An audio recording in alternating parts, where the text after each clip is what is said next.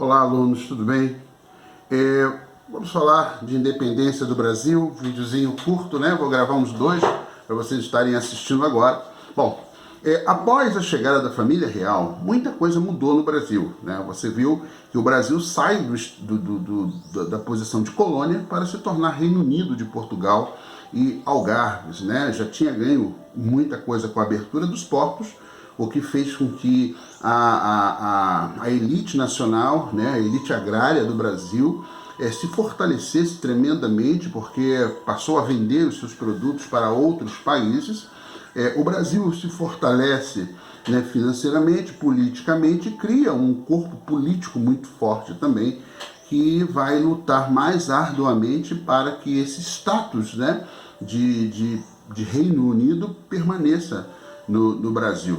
A gente viu aí que havia partidos políticos, né, com visões bem diferentes. A gente tinha lá o Partido Brasileiro, né, que queria uma política muito mais nas mãos dos brasileiros, né, o Partido Português, que queria uma política voltada, né, para o controle de Portugal, a recolonização. E a gente viu também os liberais moderados, os liberais radicais, que, né, querendo aí, né, mudanças mais profundas no governo.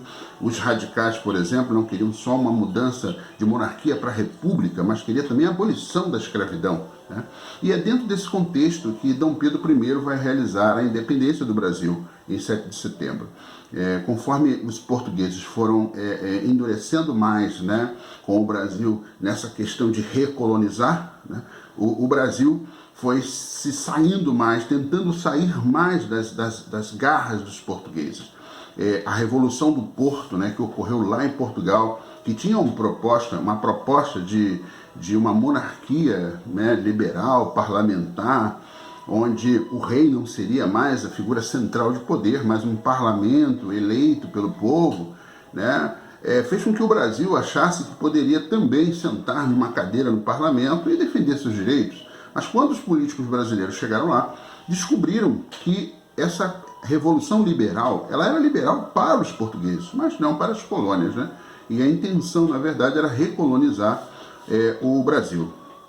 A partir daí, houve uma pressão muito grande da elite brasileira sobre Dom Pedro I, que, né, dentro de um processo que começa ali com o dia do fico, né, ele decide ficar no Brasil e não ir embora para Portugal, e depois ele acaba decretando, né, o cumpra-se, que qualquer documento vindo das cortes portuguesas dando ordens para o Brasil, essas ordens só seriam cumpridas se o Dom Pedro I escrevesse, né, pode cumprir, né, que é o cumpra-se.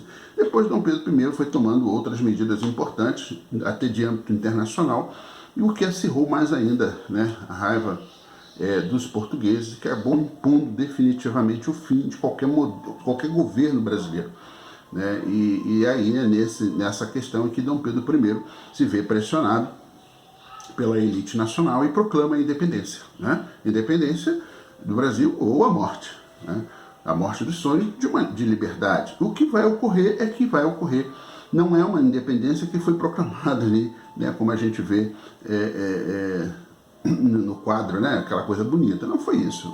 A independência foi proclamada, mas houve um processo aí de praticamente 2 anos para o Brasil se tornar definitivamente independente, com muitas guerras, principalmente guerras travadas em Portugal.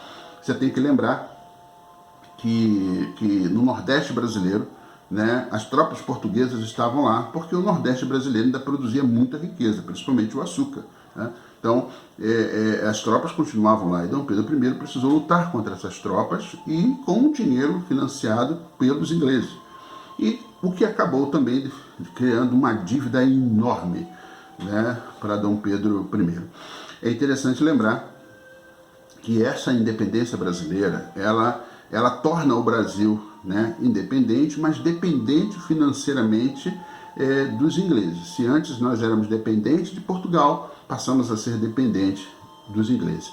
E uma outra característica ruim, né, é que o povo brasileiro, por exemplo, não percebeu essa independência, né, porque continuou pagando altos impostos, a escravidão continuou, o homem pobre continuou sem recursos nenhum.